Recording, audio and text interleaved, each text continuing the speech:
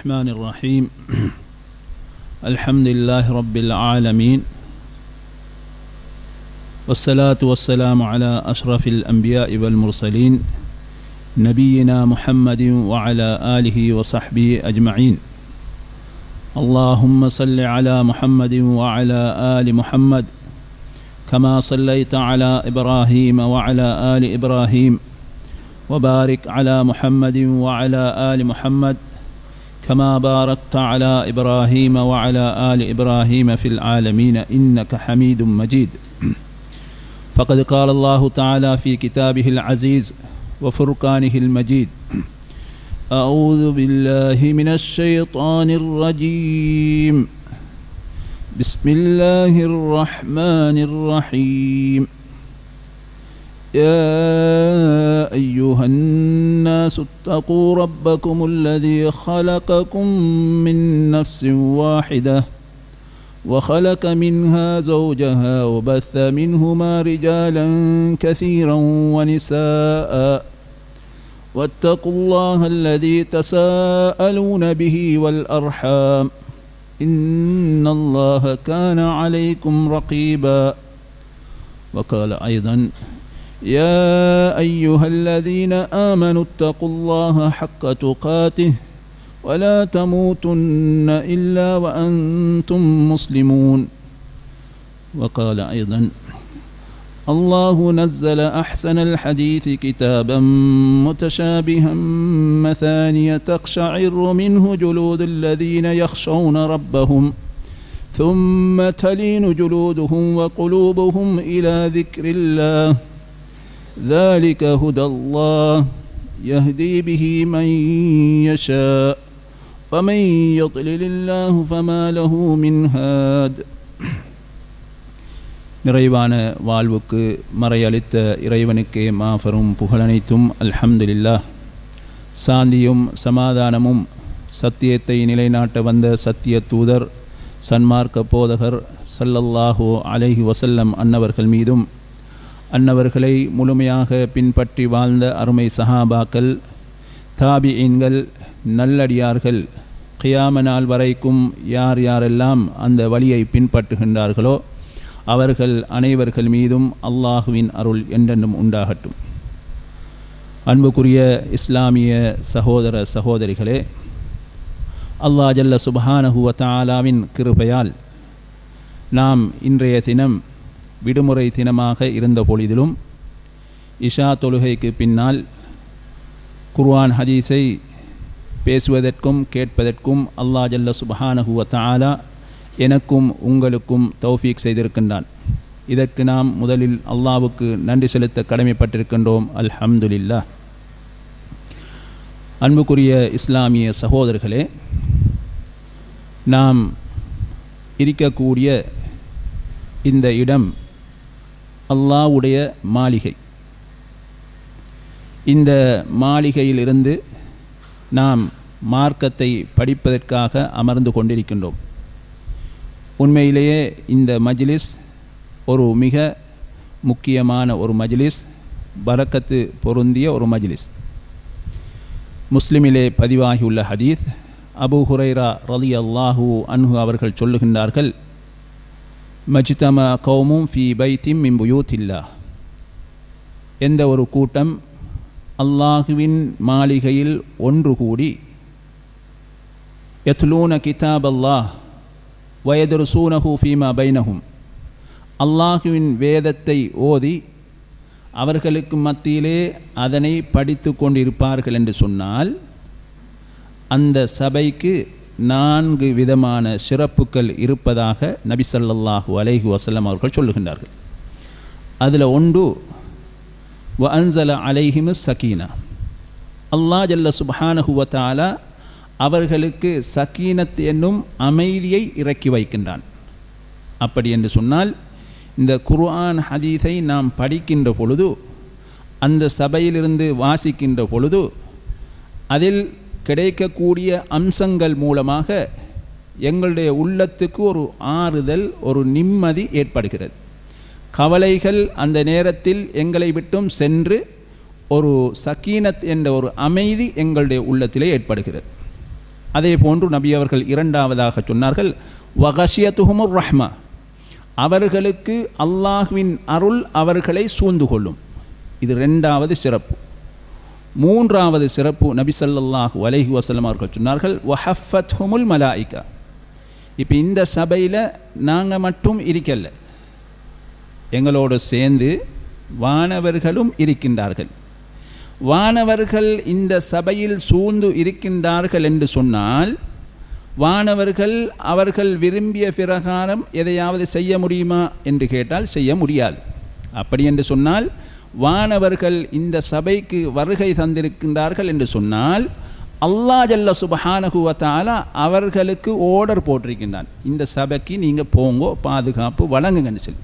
அப்போ அல்லாஹ் இந்த சபையை பொருந்தினத்தினால தான் வானவர்களை அனுப்பியிருக்கின்றான். இது மூன்றாவது அம்சம். நான்காவது சிறப்பு என்னவென்று சொன்னால் வதக்கரஹுமுல்லாஹு ஃபீமன் இந்தஹு, அல்லாஹ் ஜல்ல சுப்ஹானஹு வ தஆலா அவனிடத்தில் இருக்கக்கூடிய வானவர்கள் மலக்குமார்களிடத்திலிருந்து இந்த சபையை பேசுகிறான், ஞாபகமூட்டுறான் என்று நபி ஸல்லல்லாஹு அலைஹி வஸல்லம் அவர்கள் சொன்னார்கள்.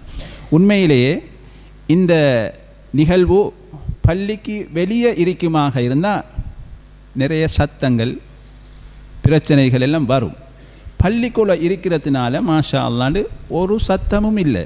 அல்லாஹ்ட கலாமை பற்றி பேசுகிறத நாங்கள் கேட்டுக்கொண்டே இருக்கிறோம். அப்படி சிறப்பு வாய்ந்த ஒரு சபையில் அல்லாஹ் எனக்கும் உங்களுக்கும் இருக்கக்கூடிய பாக்கியத்தை தந்திருக்கின்றான். அடுத்ததாக எங்களுடைய தலைப்பு என்னன்னு சொன்னால் குர்ஆன் உருவாக்கிய சமூகம். அன்புக்குரிய இஸ்லாமிய சகோதரர்களே, உலகத்தில் எல்லா நாடுகளுக்கும் ஒரு யாப்பு இருக்கிறது. ஒவ்வொரு நாட்டிலும் இருக்கக்கூடிய நிறுவனங்களுக்கும் ஒரு யாப்பு இருக்கிறது. ஒவ்வொரு பாடசாலைகளுக்கும் ஒரு யாப்பு இருக்கிறது. பள்ளிவாசல்களுக்கு, இயக்கங்களுக்கு இப்படி பார்த்தால் ஒவ்வொருவருக்கும் என்ன யாப்புகள் இருக்கிறது. அல்லாஹ் ஜல்ல சுப்ஹானஹு வ தஆலா எல்லாருக்கும் சேர்த்தி உலகத்துக்கே ஒரு யாப்பு ஒன்று அல்லாஹ் தந்திருக்கிறான். அதுதான் அல் குர்ஆன் என்று சொல்லக்கூடிய எங்களுடைய இந்த வேதம். இந்த குர்ஆனிலே எங்களுக்கு முன் சென்றவர்களின் சம்பவங்கள், செய்திகள் எங்களுக்கு சொல்லப்பட்டிருக்கிறது. அதே போன்று எங்களுக்கு பின்னால் வரக்கூடியவர்களுடைய செய்திகளும் சொல்லப்பட்டிருக்கு. யார் இந்த குர்ஆனை கொண்டு பேசுவாரோ அவர் சதக்க, உண்மையே பேசிவிட்டார். யார் இந்த குர்ஆனை கொண்டு தீர்ப்பு வழங்குவாரோ அவர் நீதமான தீர்ப்பை வழங்கிவிட்டார். யார் இந்த குர்ஆனை கொண்டு அமல் செய்கிறாரோ அவருக்கு நற்கூலிகள் வழங்கப்படும். யார் இந்த குர்ஆனின் பக்கம் அழைப்பு விடுகிறாரோ அவர் நேரான வழியின் பக்கம் அழைப்பு விடுகிறார். அப்படிப்பட்ட ஒரு குர்ஆன் தான் இந்த குர்ஆன். இந்த குர்ஆன் என்பது எப்படிப்பட்டது என்பதை அல்லாஹ் சொல்லுகின்ற பொழுது சூரத்து ஜுமர் 23வது வசனத்திலே அல்லாஹ் சொல்லுகின்றான், அல்லாஹு நஸ்ஸல அஹ்ஸனல் ஹதீஸி கிதாபன். அல்லாஹ் ஜல்ல சுப்ஹானஹு வ தஆலா மிக அழகான செய்தியை வேதமாக இறக்கி வைத்திருக்கின்றான் என்று சொல்லிவிட்டு முத்தஷாபிகன், அது எப்படிப்பட்டது என்று சொன்னால் ஒன்றுக்கு இன்னொன்று ஒத்துப்போகக்கூடியதாக, ஒன்றுக்கு ஒன்று முரண்படாததாக அல்லாஹ் ஜல்ல சுப்ஹானஹு வ தஆலா அந்த குர்ஆனை ஆக்கியிருக்கின்றான். மசானிய, அந்த குர்ஆனில் உள்ள விஷயங்கள் அடிக்கடி பேசப்படுகிறது, அடிக்கடி ஓதப்படுகிறது. அப்படிப்பட்ட ஒரு குர்ஆனை தான் அல்லாஹ் இறக்கியிருக்கின்றான். அல்லாஹ் சொல்லுகின்றான், தக்ஷஇரு மின்ஹு ஜுலூதுல்லதீன யக்ஷௌன ரப்பஹும். அல்லாஹுவை அஞ்சக்கூடியவர்களுடைய தோள்கள் அந்த குர்ஆனை படிக்கின்ற பொழுது, ஓதுகின்ற பொழுது சிலிர்த்து நிற்கிறது. சிலிர்த்து நின்று என்ன செய்யும்? பயம் வந்து உள்ளம் அப்படியே இறங்கி, சும்ம தலீனு ஜுலூதுஹும் வகுலூபுஹும் இலா திக்ரில்லாஹ், அவர்களுடைய தோள்களும் உள்ளங்களும் அல்லாஹுவை நினைவு கூறுவதன் பக்கம் மென்மை அடைந்து விடும். அப்போ ஒரு பயம் ஒன்று வந்ததுக்கு பின்னால் உள்ளத்தால் அல்லாஹ்வை நினச்சி அந்த குர்ஆனை ஓதி நாங்கள் என்ன செய்வோம்? அல்லாஹுவை நினைவு கூறுகின்றோம். அல்லாஹ் சொல்லிவிட்டு தாலிக ஹுதல்லாஹ், அது அல்லாஹுவின் நேர்வழியாகும். யஹ்தி பிஹி மையஷா, அவன் நாடியவர்களுக்கு அதன் மூலம் அல்லாஹ் நேர்வழி காட்டுவான். வமை யுதலில்லாஹ், யார் வழி தவறி விடுகின்றாரோ ஃபமா லஹு மின் ஹாத், அவருக்கு நேர் வழிகாட்ட யாரும் இல்லை என்று அல்லாஹ் ஜல்ல சுப்ஹானஹு வ தஆலா திருமறையிலே சொல்லுகின்றான். அன்புக்குரிய இஸ்லாமிய சகோதர சகோதரிகளே, இந்த குர்ஆனை இப்போ நாங்கள் எல்லாரும் கண்ணுக்கு முன்னால் பார்க்குறோம். ஒரு புத்தகம், அப்படித்தானே? இந்த புத்தகத்தை கையில் சுமக்கின்ற பொழுது யாருக்காவது பாரம் இருக்கா? பாரம் இல்லை, மிச்சம் பாரம் குறையத்தான், அப்படி தானே? ஆனால் இந்த குர்ஆன் இருக்கே, இது பெரிய பவரான ஒன்று, லேசான ஒன்று இல்லை. கையால் சுமக்கிறதுக்குத்தான் பாரம் குறைய, ஆனால் அது உள்ளத்தில் சுமந்தா அது பெரியோரு பாரத்தை சுமந்திருக்கும். எப்படி அது என்று சொன்னால், அல்லாஹ் ஜல்ல சுப்ஹானஹு வ தஆலா சூரத்துல் ஹஷ்ர் 21வது வசனத்திலே சொல்லுகின்றான், லவ் அன்ஸல்னா ஹாதல் குர்ஆன அலா ஜபல், இந்த குர்ஆனை நாம் மலை மீது இறக்கியிருந்தால் லரஐதோ ஹாஷிஅம் முத்தஸத்திஅம் மின் ஹஷியத்தில்லாஹ், அல்லாஹ்வின் அச்சத்தினால் அது பணிந்து அந்த மலைகள் நொறுங்கிவிடும்.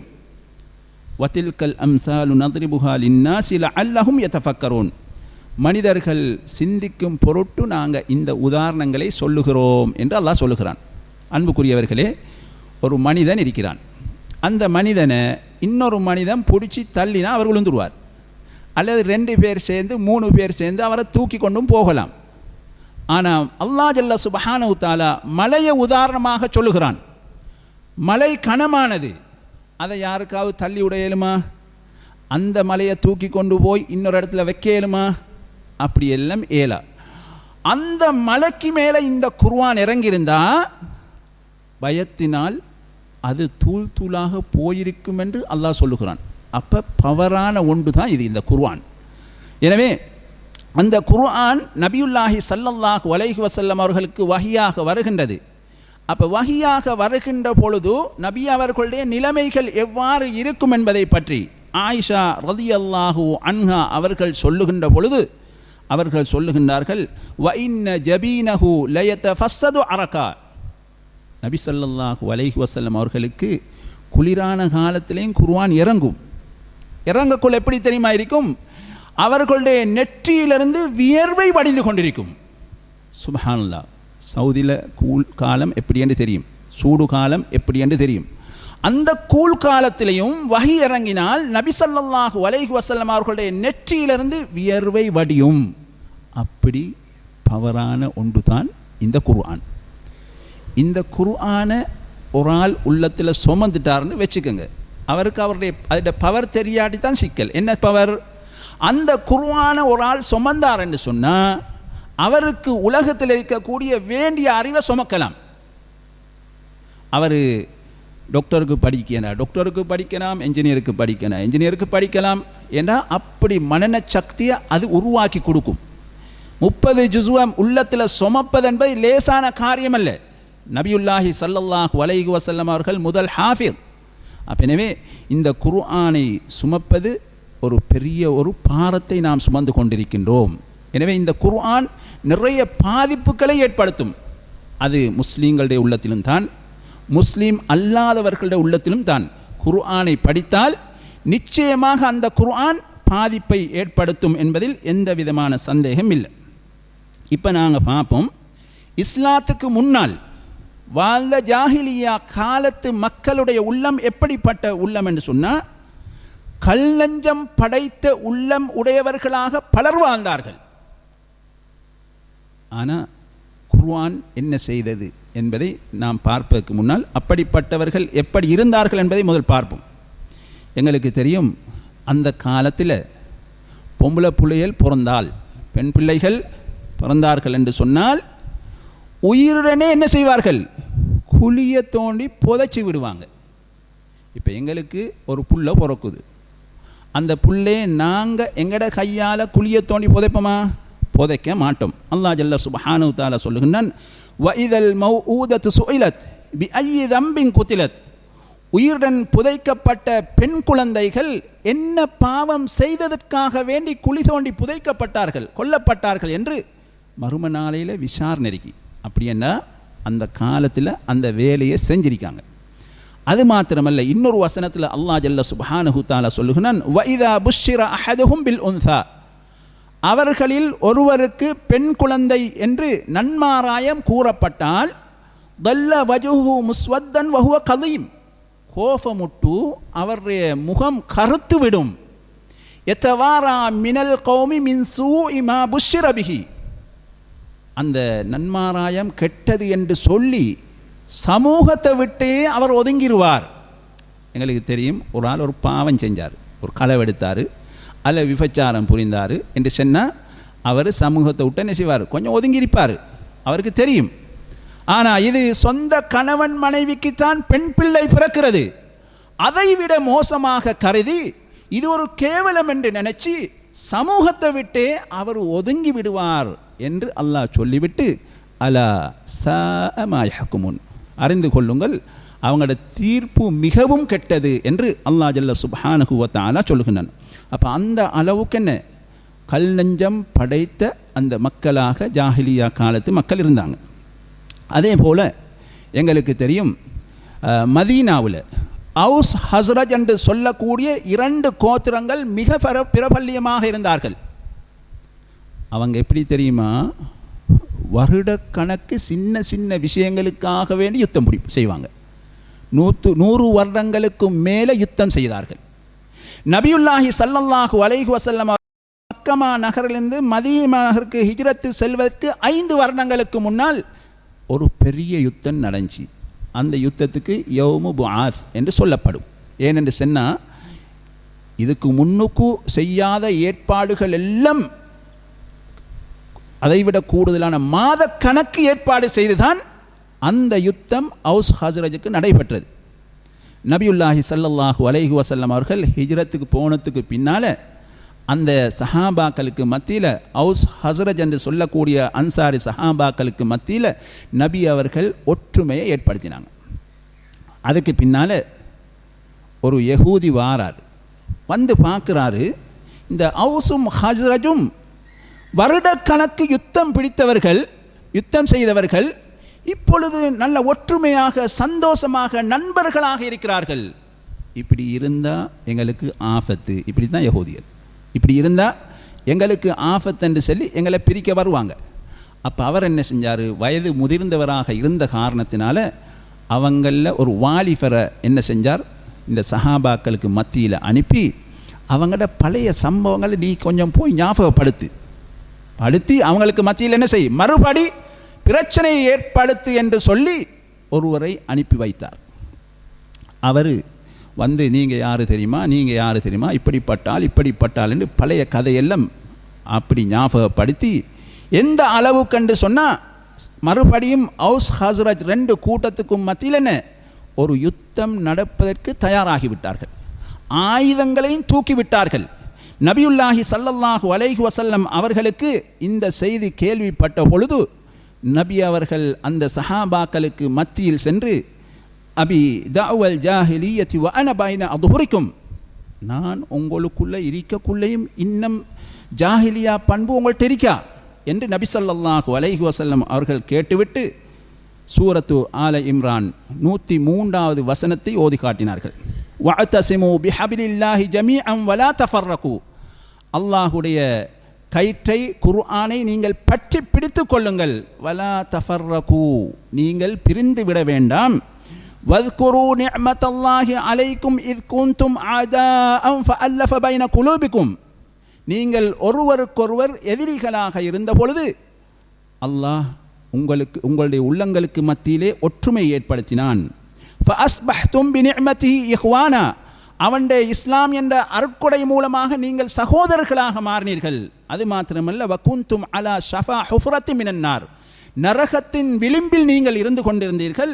அல்லாஹ் ஜல்ல சுப்ஹானஹு வ தஆலா ஃபஅன்கதக்கும் மின்ஹா, அதிலிருந்து உங்களை அல்லாஹ் பாதுகாத்தான் என்று இந்த நிஅமத்தை ஞாபகப்படுத்தி நபியுல்லாஹி ஸல்லல்லாஹு அலைஹி வஸல்லம் அவர்கள் அந்த சஹாபாக்களுக்கு சொன்ன பொழுது ஆயுதங்களை எல்லாம் கீழே வச்சிட்டு ஒருவர் மற்றவரை கட்டி அணைத்தார்கள் என்ற செய்தியை நாம் பார்க்கின்றோம். எனவே அன்புக்குரிய இஸ்லாமிய சகோதரர்களே, குர்ஆன் இறங்குவதற்கு முன்னால் ஜாஹிலியா காலத்தில் வாழ்ந்த அந்த மக்களின் உள்ளங்கள் மிகவும் மோசமான உள்ளமாக இருந்தது.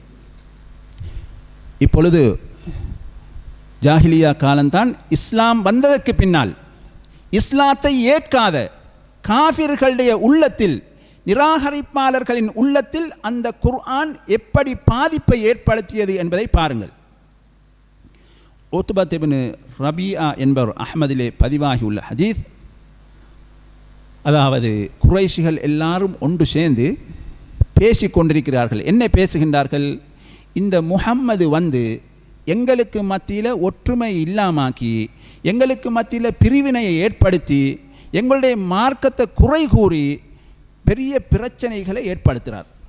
எனவே இவர்கிட்ட எங்களில் சூனிய கலை, சாஸ்திர கலை, கவிதை புலமை உள்ள ஆக்கள் தான் யாராவது ஒரு ஆள் போய் அவரோட ஒரு பேச்சுவார்த்தை நடத்தணும். அதுக்கு யாரை நாங்கள் அனுப்பலாம் என்று ஆலோசனை செய்கின்ற பொழுது எல்லாரும் உத்பத் இப்னு ரபியாவை அனுப்புவோம் என்று சொன்னாங்க. காரணம், அவருக்கு எல்லா கலைகளும் தெரியும்.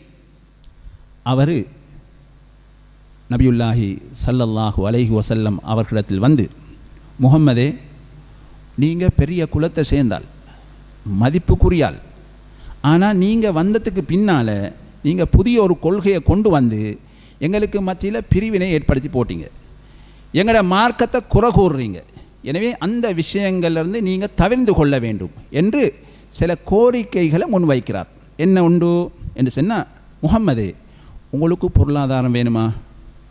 எவ்வளோ பொருளாதாரம் வேணுமோ அவ்வளோத்தையும் சேர்த்து தர நீங்கள் பெரிய பணக்காரர். அல்லது உங்களுக்கு மக்களுக்கு மத்தியில் பெரிய அந்தஸ்து வேணுமா? அப்படி என்றால் அதையும் நாங்கள் தேடித்தாரத்துக்கு தயாராக இருக்கிறோம். இல்லை உங்களுக்கு இந்த இருக்கக்கூடிய பெண்களில் யாரையாவது விரும்பியாக்களை கல்யாணம் முடிக்க வேண்டுமா? அதையும் நாங்கள் செஞ்சு தரோம். இல்லை இதெல்லாம் தாண்டி உங்களுக்கு ஆட்சி தான் வேணுமா?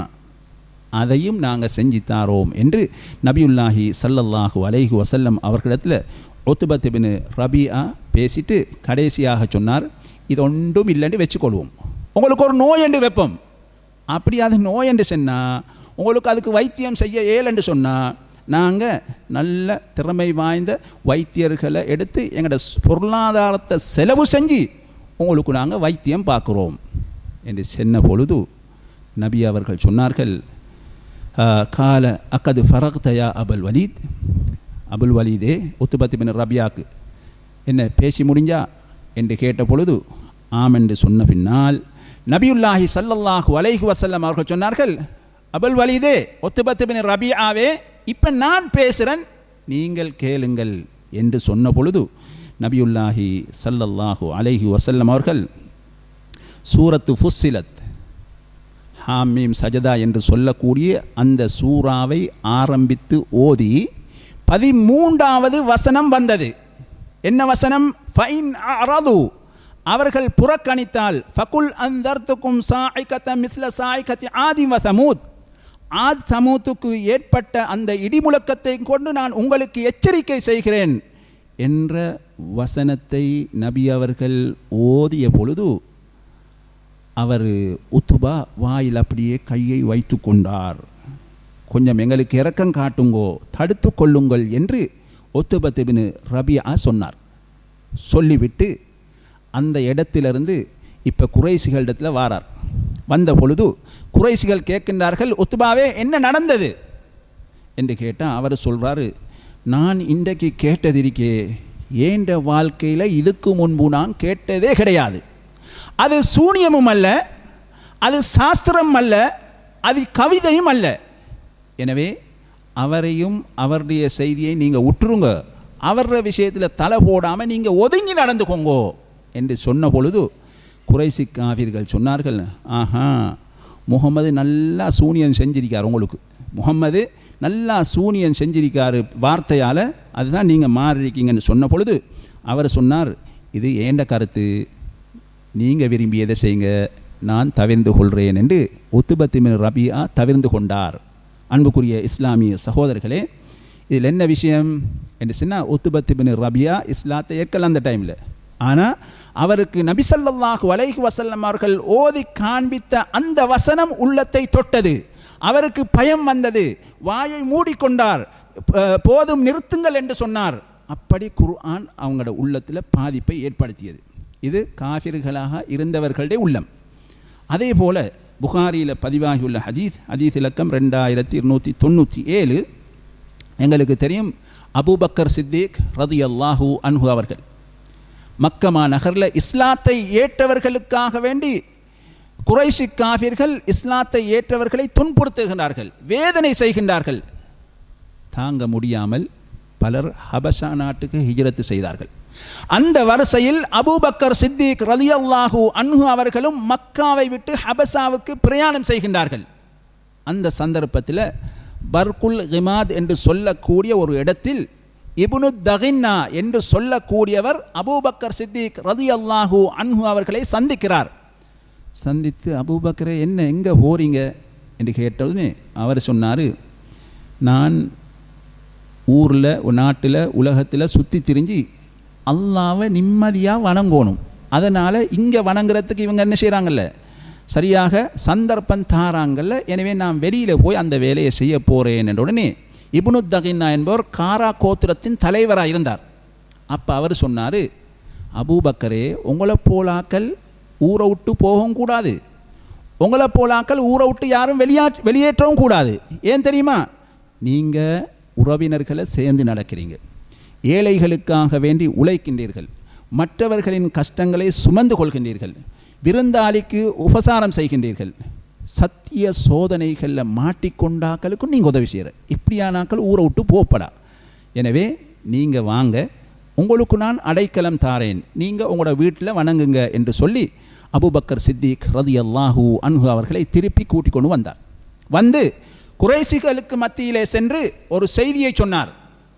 அபூபக்கர் ஊரை விட்டு செல்லவும் கூடாது, யாரும் அவரை வெளியேற்றவும் கூடாது என்று ஏற்கனவே சொன்ன 5 விடயங்களையும் சொல்லிவிட்டு சொன்னார், நான் அவருக்கு அடைக்கலம் கொடுத்திருக்கின்றேன், இதில் யாரும் தலை போடக்கூடாது என்று சொன்னார். அபூபக்கர் சித்திக் ரலியல்லாஹு அன்ஹு அவர்களுடைய விஷயத்தில் குறைஷி காஃபிர்கள் சொன்னார்கள், இப்னு தகின்னா அதை நாங்கள் ஏற்றுக்கொள்கிறோம், ஆனால் ஒரு நிபந்தனை. என்ன நிபந்தனை? அபூபக்கர் அவருடைய வீட்டுக்குள்ளான் தொழணும், வெளியில் வந்து தொழப்படா. அவர் வீட்டுக்குள்ளே தொழ வேண்டும், குர்ஆனை சப்தமிட்டு ஓதக்கூடாது. அவர் என்ன செய்ய வேணும்? மெதுவாகத்தான் ஓதணும், வீட்டுக்குள்ளே எல்லாம் செய்யணும் என்று சொன்ன உடனே இப்னு தகினா இந்த ஒப்பந்தத்தை சொல்லி அவரை விட்டார். கொஞ்ச நாள் போனதுக்கு பின்னால் அபூபக்கர் சித்திக் ரலியல்லாஹு அன்ஹு அவர்கள் அவர்களுடைய வீட்டுக்கு முன்னால் முற்றத்தில் ஒரு சின்ன பள்ளியை கட்டி கொண்டார்கள். அந்த காலத்தில் பள்ளி கட்டுன்னா இப்படியெல்லாம் இல்லை தானே, லேசி. அப்போ பள்ளியை கட்டி கொண்டார்கள். கட்டி அபூபக்கர் சித்திக் ரலியல்லாஹு அன்ஹு அவர்கள் தொழுகின்றார்கள். அவர்கள் எப்படிப்பட்டவர்கள்? மென்மையான உள்ளம் படைத்தவர்கள். குர்ஆன் ஓதக்குள்ளேயே அழுவார்கள்.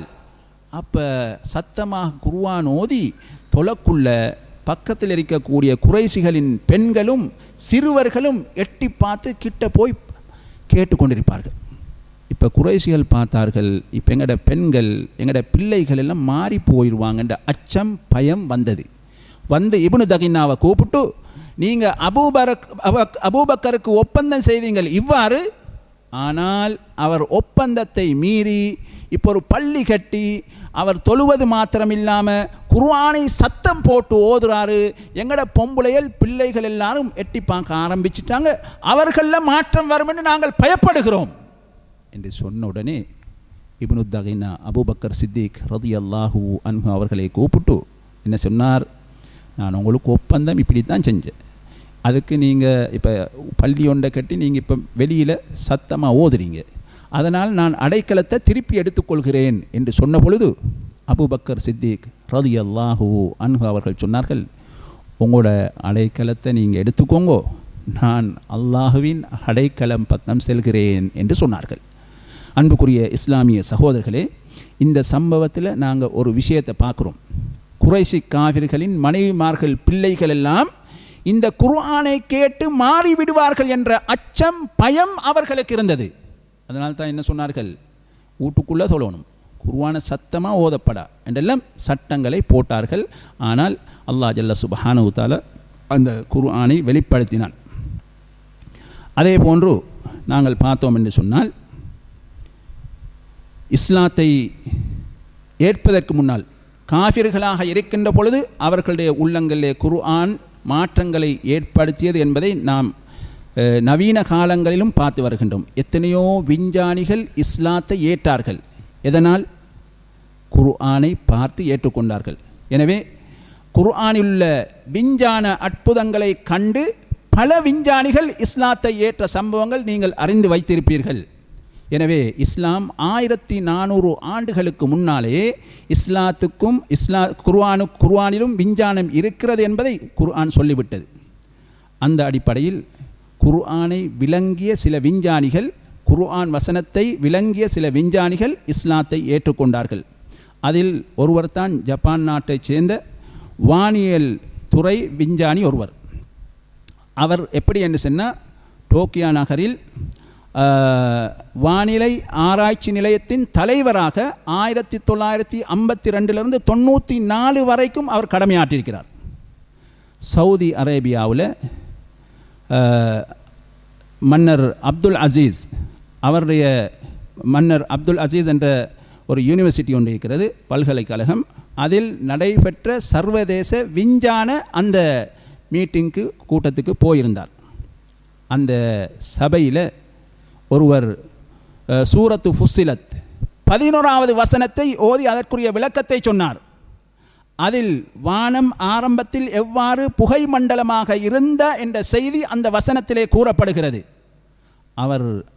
அவருடைய உள்ளத்தை அந்த வசனம் தொட்டு அவர் குர்ஆனை படித்து பிறகு இஸ்லாத்தை தழுவிக்கொள்கிறார்.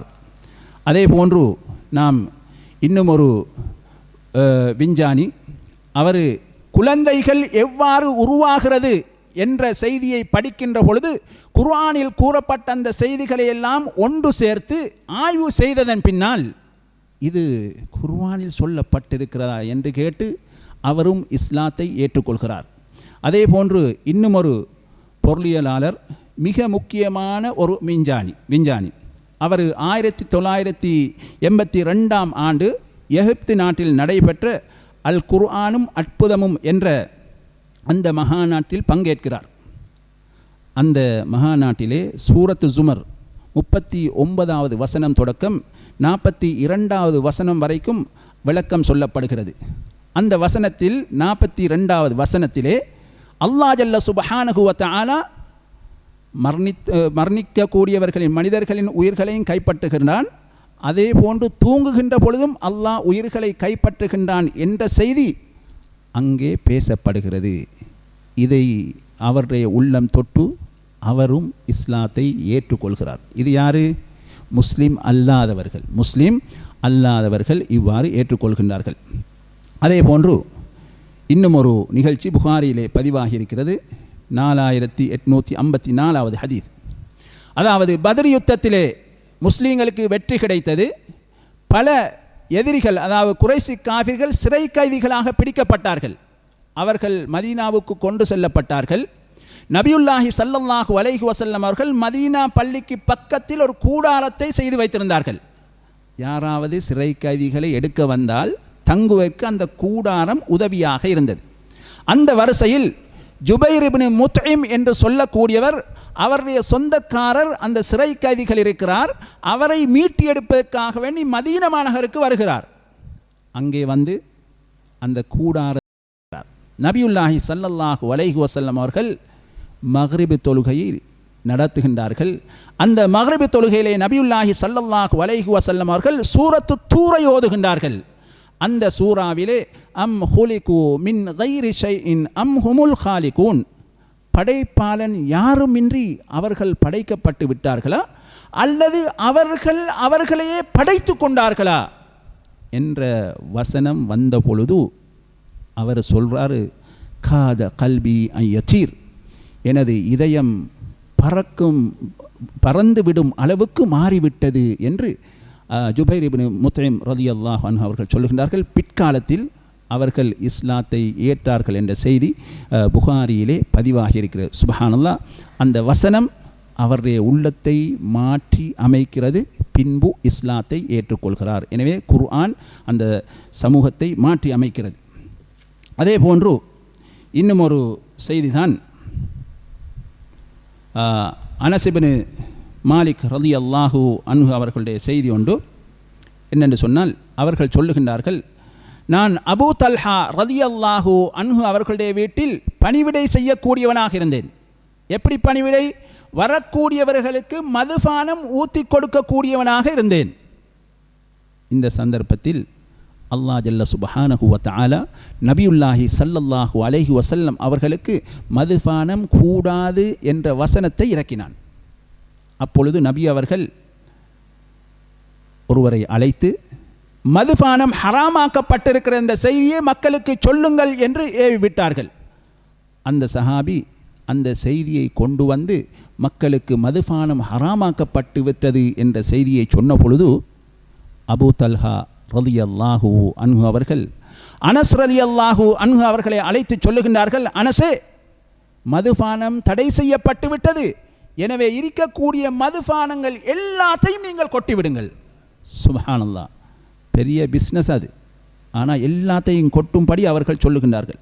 அப்பொழுது அனஸ் ரலியல்லாஹு அன்ஹு அவர்கள் சொல்லுகின்றார்கள், நான் இருக்கக்கூடிய அவ்வளவு மதுபானத்தையும் கொட்டிவிட்டேன்.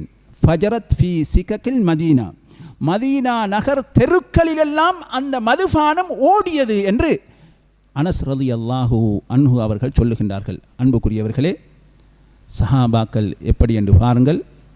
குர்ஆன் இறங்கி அந்த வசனம் இறங்கின உடனே அந்த வசனம் அவர்களுடைய உள்ளத்தில் மாற்றத்தை ஏற்படுத்தி உடனடியாக அவர்கள் செய்த தவறிலிருந்து திருந்தி அவர்கள் அல்லாஹ்வுக்கு கட்டுப்பட்டு நடப்பதை நாம் பார்க்கின்றோம். எனவே இந்த குர்ஆன் உள்ளங்களை மாற்றி அமைக்கக்கூடியது.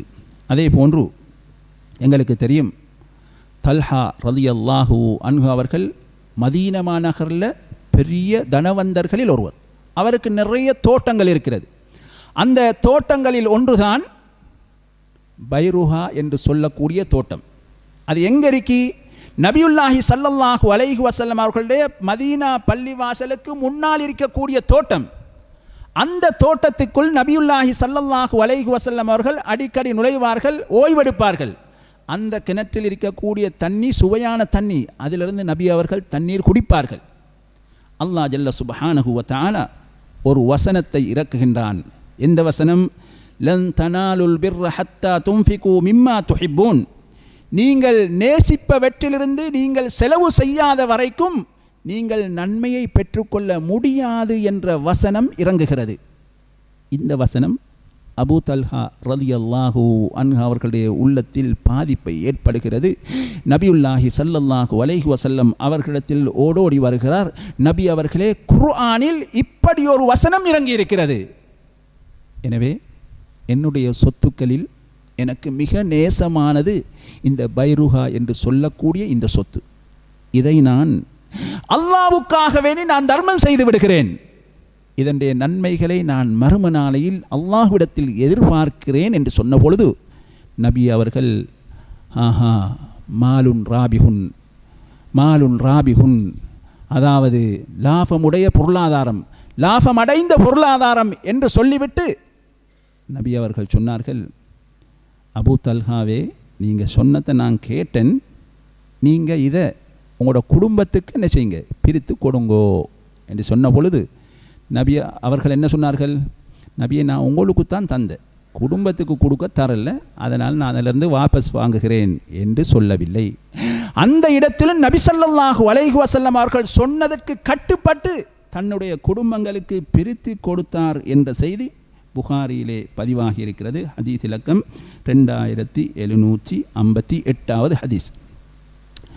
அதே போன்று நாங்கள் இன்னும் பார்த்தோம் என்று சொன்னால், சஹாபாக்கள் குர்ஆனால் எவ்வாறு பாதிப்படைந்து அவர்கள் உள்ளத்தில் பாதிப்பை ஏற்படுத்தி அந்த குர்ஆனுக்கு முழுமையாக கட்டுப்பட்டு நடந்தார்கள் என்று பார்க்கின்ற பொழுது எங்களுக்கு தெரியும், குர்ஆனிலே சூரத்துல் ஹுஜராத்தில் 2வது வசனம், லா தர்ஃபஉ அஸ்வாத்தகும் ஃபௌக சௌத்தின் நபி, உங்களுடைய சப்தங்களை நபியின் சப்தத்துக்கு மேலாக நீங்கள் உயர்த்த வேண்டாம் என்று ஒரு வசனம் இறங்குகிறது. இறங்கினத்துக்கு பிறகு சாபித் இப்னு கைஸ் என்று சொல்லக்கூடிய சஹாபி, அவர் தான் அந்த சபையில் பெரிய சத்தம் போட்டு பேசுகிறார். அப்போ அவருக்கு இந்த வசனம் இறங்கின உடனே அவருடைய உள்ளத்தில் பாதிப்பு ஏற்படுகிறது. அவர் வீட்டுக்கு சென்று வீட்டுக்குள் அழுதிருந்தார். பள்ளி பக்கம் வரவில்லை.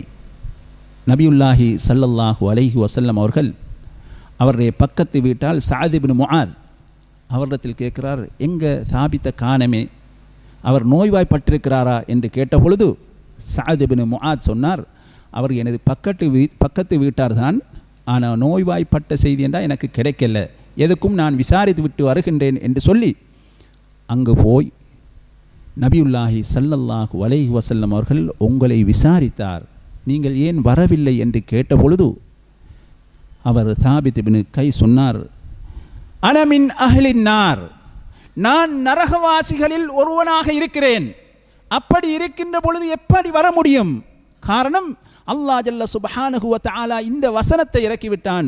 நபியுல்லாஹி சப்தத்தை, நபி ஸல்லல்லாஹு அலைஹி வஸல்லம் அவர்களின் சப்தத்தை விட உங்களது சப்தங்களை நீங்கள் உயர்த்த வேண்டாம் என்று சொல்லி இருக்கின்றான். நான் தான் சபையில் கூடுதலாக சப்தம் போடக்கூடியவன், எனவே நான் அந்த வசனத்துக்கு மாற்றம் செய்திருக்கின்றேன், நான் நரகவாசி என்று சொன்னார்.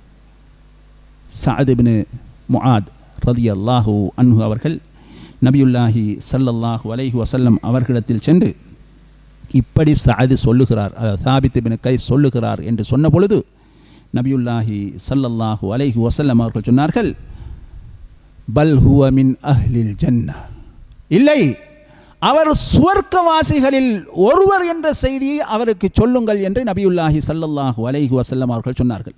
அன்புக்குரிய இஸ்லாமிய சகோதரர்களே, அந்த வசனம் இறங்கிய பொழுது சாபித் இப்னு கைஸ் ரலியல்லாஹு அன்ஹு அவர்கள் என்ன நினைக்கின்றார்கள், எனக்குத்தான் அந்த வசனம் இறங்கியிருக்கிறது என்று அவருடைய உள்ளத்தில் தாக்கம் ஏற்படுகிறது. சுப்ஹானல்லாஹ். எனவே குர்ஆனால் மாறிய சமுதாயங்களில் நாம் இவர்களை பார்க்கின்றோம். இது எல்லாத்தையும் தாண்டி இறுதியாக குர்ஆன் யாருக்கு இறங்கியது? யாருக்கு இறங்கியது?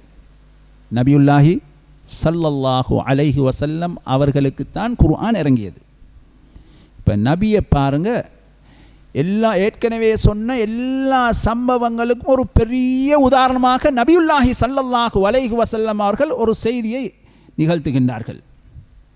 குர்ஆனை அழகா ஓதக்கூடிய சஹாபாக்கள் ஒரு ஆள் அப்துல்லாஹ் இப்னு மஸ்ஊத் ரலியல்லாஹு அன்ஹு அவர்கள். அப்போ நபி ஸல்லல்லாஹு அலைஹி வஸல்லம் அவர்கள் அவர்கிட்ட சொல்லுகின்றார்கள், இக்ரா அலைய அல் குர்ஆன். அப்துல்லாஹ் இப்னு மஸ்ஊதே, எனக்கு குர்ஆனை கொஞ்சம் ஓதி காட்டுங்க என்று சொன்ன பொழுது அப்துல்லாஹ் இப்னு மஸ்ஊத் ரலியல்லாஹு அன்ஹு அவர்கள் சொல்லுகின்றார்கள், அக்ரா அலைக்க வ அலைக்க உன்சில் அல் குர்ஆன். நபியே, குர்ஆன் உங்களுக்கு தான் இறக்கப்பட்டுச்சு, உங்களுக்கு நான் ஓதி காட்டுவதா என்று சொன்ன பொழுது நபியுல்லாஹி ஸல்லல்லாஹு அலைஹி வஸல்லம் அவர்கள் சொன்னார்கள், நஅம் இன்னி அஸ்தஹி அன் அஸ்மஅஹு மின் கைரி, பிறரிடமிருந்து ஓத கேட்பதை நான் விரும்புகிறேன், எனவே ஓதுவீராக என்று சொன்ன பொழுது அப்துல்லாஹ் இப்னு மஸ்ஊத் ரலியல்லாஹு அன்ஹு அவர்கள் சூரத்து நிசாவை ஆரம்பித்து ஓதினார்கள்.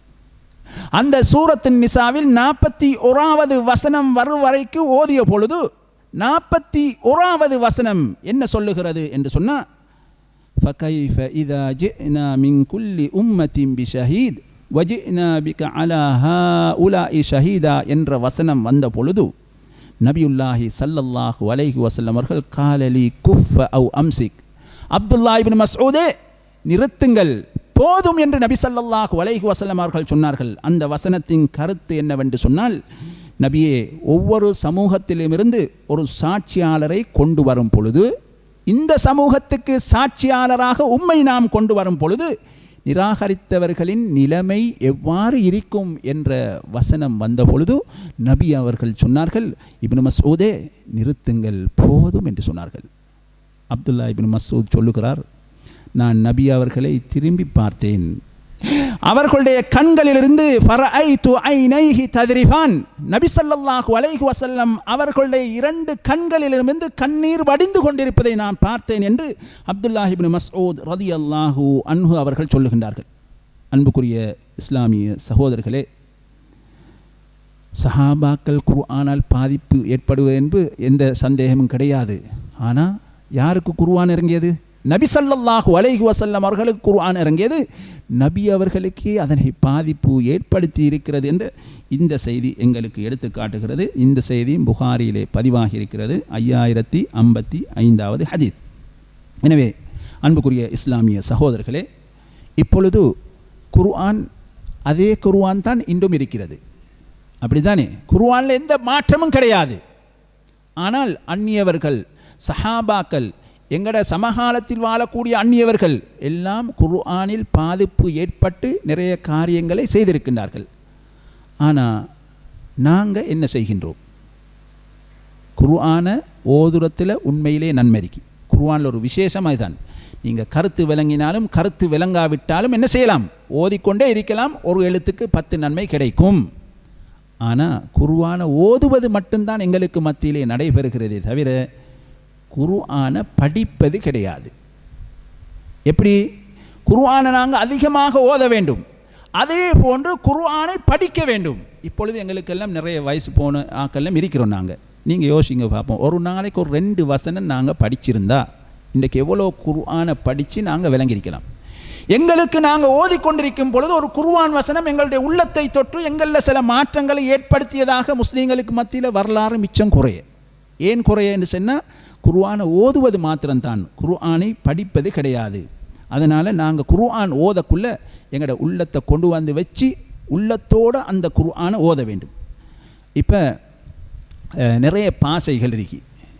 இங்கே வந்து சைனா பாசை பேசுகிறாக்கள் இருக்கீங்களா? யாரும் இல்லை, அப்படி தானே?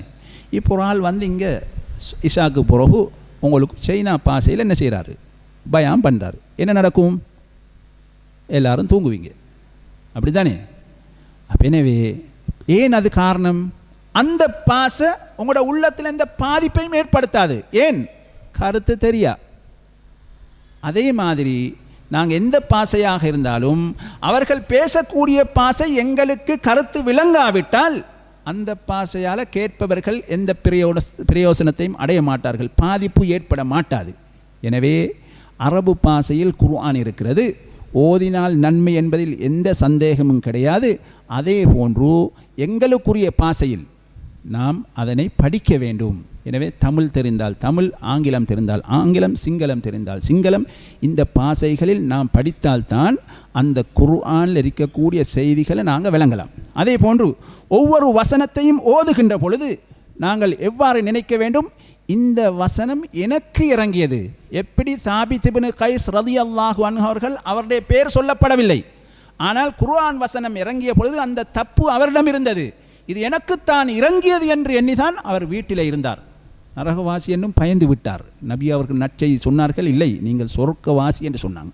அப்போ எனவே அன்புக்குரிய இஸ்லாமிய சகோதரர்களே, நாம் குர்ஆனை ஓதுவது போன்று எவ்வாறு அதிகமாக ஓதுகின்றோமோ அதே போன்று அதனை படிப்பதற்கு ஒரு டைம் டேபிள் போட்டு ஒவ்வொரு நாளும் படிப்பதற்கு முயற்சி செய்ய வேண்டும். ஒரு சந்தோஷமான செய்தி என்னவென்று சொன்னால், தௌஹீத் பள்ளிகளில், இந்த பள்ளியில் நாங்கள் பார்க்குறோம், குர்ஆன் பக்கத்தில் அப்படி ஒவ்வொரு சஃப்லையும் வச்சுருக்கீங்க. அது நல்ல விஷயம். ஏன்னா நிறைய பள்ளிகளில் குர்ஆன் வந்த உடனே இப்படி ஒரு கபட்டில் போட்டு மூடி வச்சிருப்பாங்க. அங்கே இருக்கிய ஒரு ஆள் வந்து குர்ஆன் எடுக்க மாட்டார், அல்ல எடுத்தாலும் மறு திருப்பி கொண்டு வந்து வைக்கிறது அவருக்கு கஷ்டம். அப்போ அதனால் பக்கத்தில் இப்படி குர்ஆனை வைக்கணும். அப்போ தான் வாராக்கள் குர்ஆன் என்ன செய்வாங்க? ஓதுவாங்க. அதே மாதிரி தர்ஜுமத்துல் குர்ஆன் வைக்கணும். இங்கே வாராக்கள், அதாவது இக்காமத்தை சொல்வதற்கு முதல் நேரம் காலத்தோட வாராக்கள் வந்து என்ன செய்யலாம்? இந்த குர்ஆனை படிக்கலாம். அதே போல் பள்ளியில் நாங்கள் குர்ஆன் கிளாஸ் நடத்தி ஒவ்வொரு நாளுமோ அல்லது வாரத்துக்கு ஒரு தடவையோ குர்ஆன் வகுப்பு நடத்த வேண்டும். அதில் டிரான்ஸ்லேஷனுடன், அதாவது தர்ஜுமாவுடன், மொழிபெயர்ப்புடன் அதனை படித்து கொடுக்க வேண்டும். ஒவ்வொரு நாளும் நாங்கள் நியத்தி வைப்போம், 2 வசனத்தை இன்ஷா அல்லாஹ், அல்லாஹ்வுடைய கலாமை நாம் படித்து எங்களுடைய உள்ளத்தில் நிறைய மாற்றங்கள் வர வேண்டும். அப்போ விஷயம் விளங்கினா தான் என்ன செய்யும்? மாற்றம் வரும். இல்லை என்று சொன்னால் மாற்றம் வர மாட்டாது. எனவே அந்த குர்ஆனில் மிக கவனம் செலுத்துவோம். அல்லாஹ் ஜல்ல சுப்ஹானஹு வ தஆலா எத்தனையோ பெரும் ஆக்களை இந்த குர்ஆன் மூலமாக மாற்றி அமைத்திருக்கின்றான். எனவே எங்களுடைய உள்ளங்களிலும் மாற்றம் வர வேண்டும். குர்ஆனை நாம் படிக்க வேண்டும். படித்து முழுமையாக விளங்கி மறும நாளையில் கண்மணி நாயகம் ஸல்லல்லாஹு அலைஹி வஸல்லம் அவர்களுடன் சுவர்க்கத்தில் இருக்கக்கூடிய பாக்கியத்தை அல்லாஹ் எனக்கும் உங்களுக்கும் தௌஃபீக் செய்வானாக. وآخر دعوانا أن الحمد لله رب العالمين والسلام عليكم ورحمة الله وبركاته.